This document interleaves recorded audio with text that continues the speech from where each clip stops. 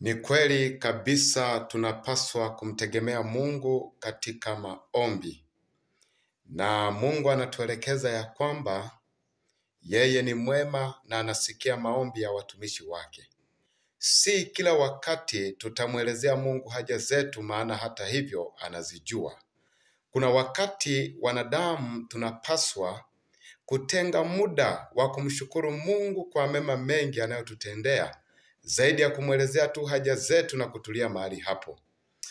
Ukweli ni huu: panga wakati wa kumshukuru Mungu kwa sifa na maombi ya shukrani.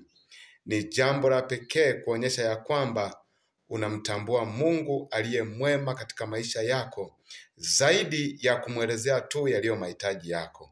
Na hivyo ndivyo tunavyopaswa kutenda kama wacha Mungu wanaomtumainia Mungu wakati wote.